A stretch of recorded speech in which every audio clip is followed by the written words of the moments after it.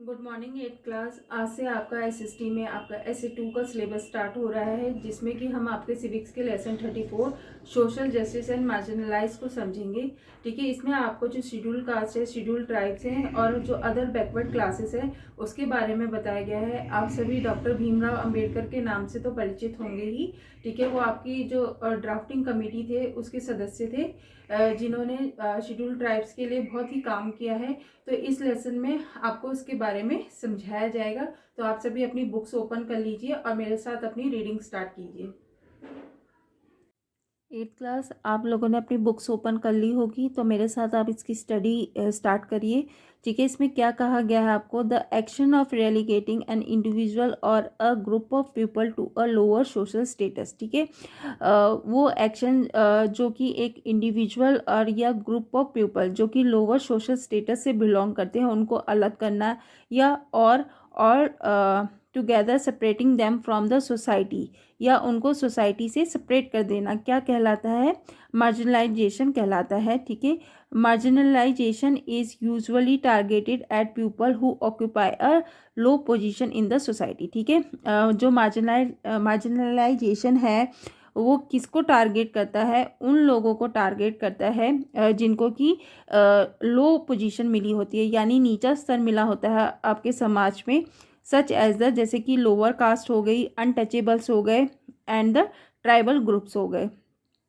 ठीक है, they face social discrimination and even isolation. ठीक है, उनको क्या करना पड़ता है? सामाजिक भेदभाव का सामना करना पड़ता है और आइसोलेशन का सामना करना पड़ता है। ठीक है, it brings about economic inequality, जो कि क्या लेके आता है? जो आपकी इकोनॉमिक इनइक्वालिटी होती है, यानी कि आर्थिक असमानता को लेकर आता है। The drafting committee of the Indian constitution headed by doctor Bhimrao Ambedkar had considered the existence of marginalization in India and formulated the constitution accordingly. ठीक है, जो आपकी ड्राफ्टिंग कमेटी थी जिसने कि आपके कॉन्स्टिट्यूशन का निर्माण किया, उसके जो हेड थे वो कौन थे? B.R. अम्बेडकर, जिनका कि पूरा नाम है डॉक्टर भीमराव अम्बेडकर। ठीक है, इन्होंने इस जो आपकी सोसाइटी में जो ये मार्जिनलाइजेशन है, ठीक है, इंडियन सोसाइटी में उसको पहचाना और उन्होंने जो कॉन्स्टिट्यूशन है उसका निर्माण जो है उसी के अकॉर्डिंग किया।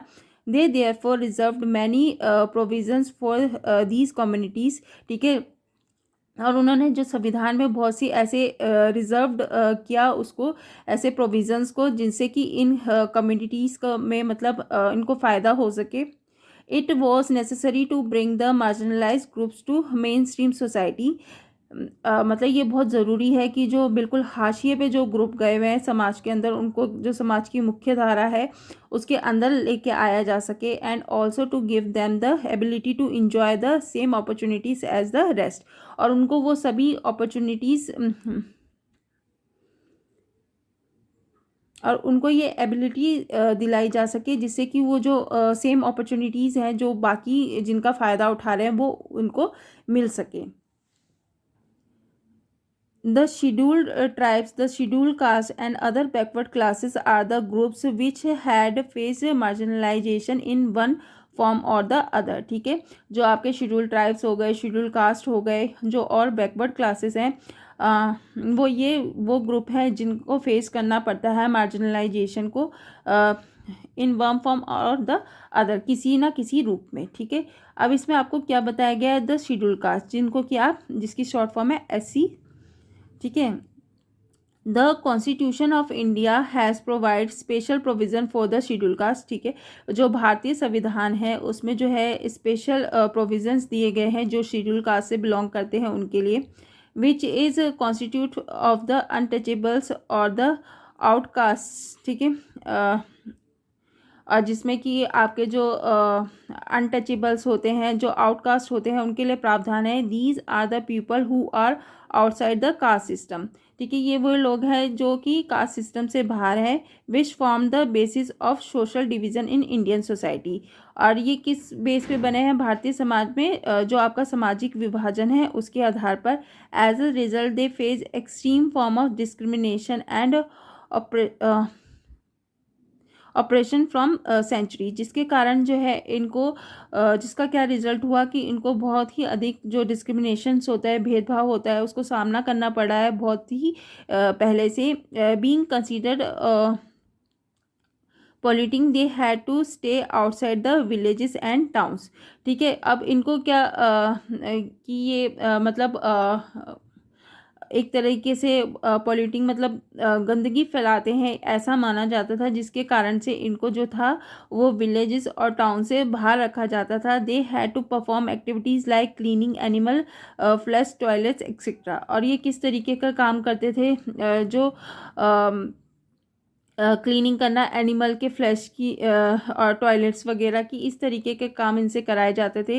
एंड वो also prohibited from using public facilities like tanks and wells. और ठीक है, इनको जो निषेध था, इनको मनाही थी जो पब्लिक जो जन सुविधाएँ होती थी उनकी, जैसे कि टैंक्स का इस्तेमाल करना या इनके कुएँ वगैरह हैं उनका इस्तेमाल करने से। They are known as Dalit and the life of a Dalit meant poverty and misery. ठीक है, इनको किस नाम से जाना जाता था, दलित के नाम से जाना जाता था। ठीक है, और दलित का मतलब क्या था कि ये गरीबी और जो एक मिजरी वाली लाइफ होती है उसको जीते थे।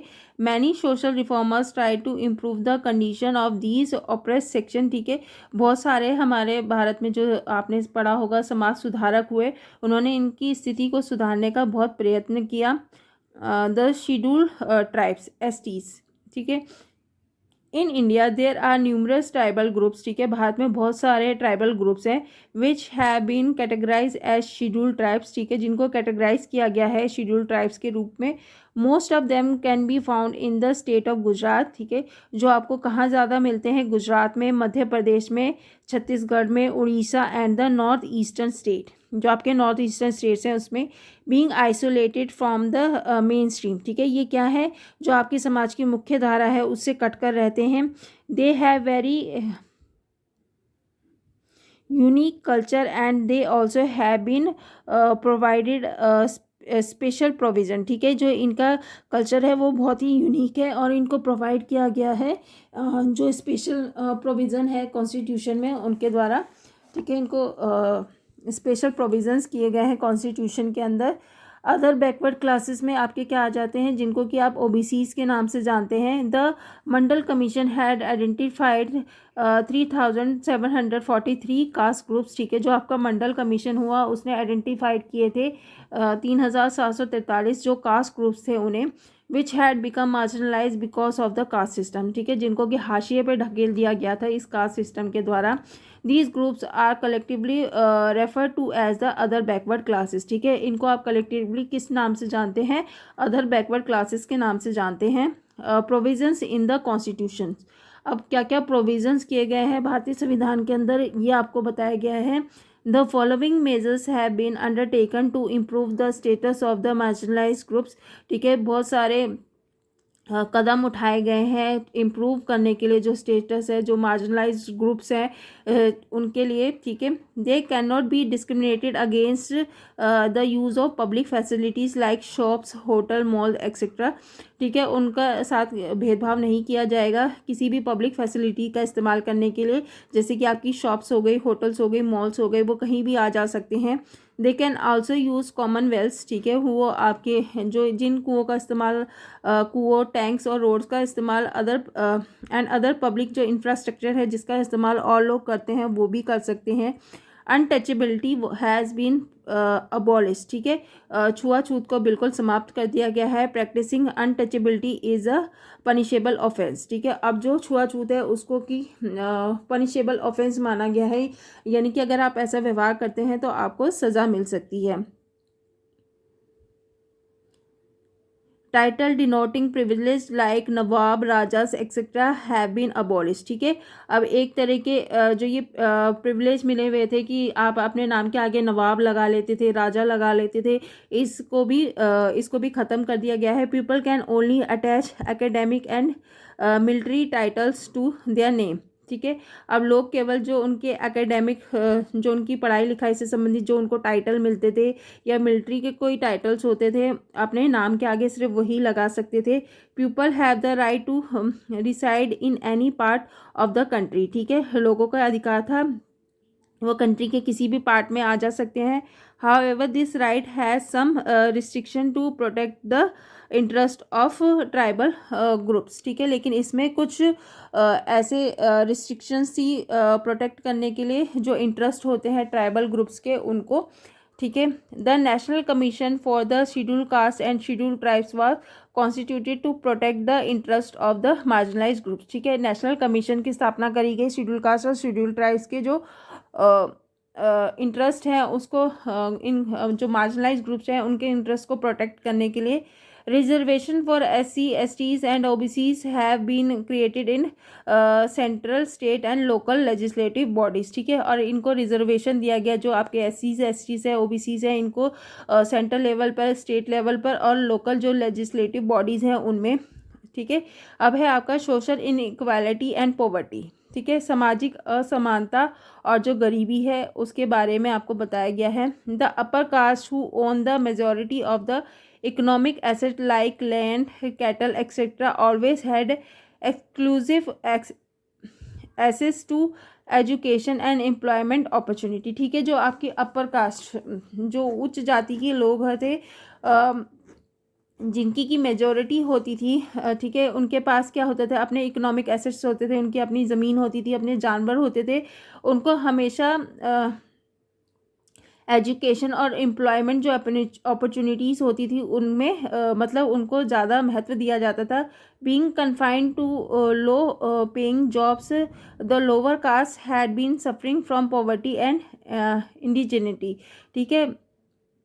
और जो लोअर क्लास के लोग थे वो बहुत ही लो पेइंग, जिनमें उनको तनख्वाह भी कम मिलती थी, उस तरीके की जॉब्स करते थे और उनको एक गरीबी से भरा जीवन जीना पड़ता था। Their low social status had a direct link with their low income status, ठीक है। जो उनका लो सोशल स्टेटस था वो इसका डायरेक्ट लिंक किससे था, उनकी लो इकोनॉमिक स्टेटस से, ठीक है। अगर वो निम्न जाति के हैं तो उनका जो इकोनॉमिक स्टेटस है यानी कि वो भी कम रहता था, मतलब उनको पैसे भी उसके कम मिलते थे। Sometimes may tribal groups get displaced as a result of developmental project, and in many cases they are offered little compensation or no rehabilitation. The ill effects of marginalization can still be seen even though there is the government policy of reservation, ठीक है।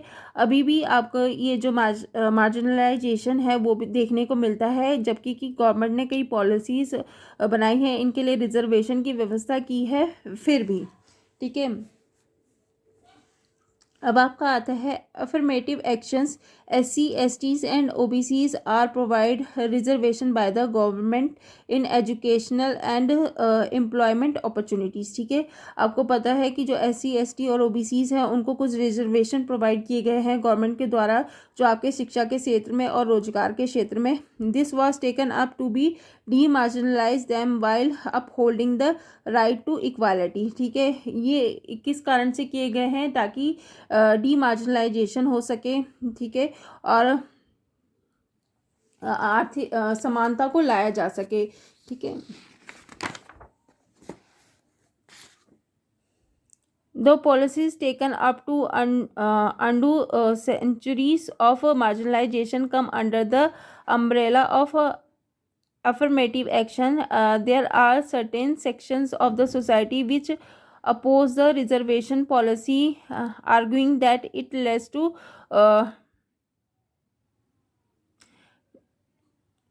Deterioration in the equality of student and professionals, ठीक है। अभी जो इनको reservation दिया गया है उसका भी विरोध किया जाता है, इस पॉलिसी का भी विरोध किया जाता है लोगों के द्वारा, ठीक है।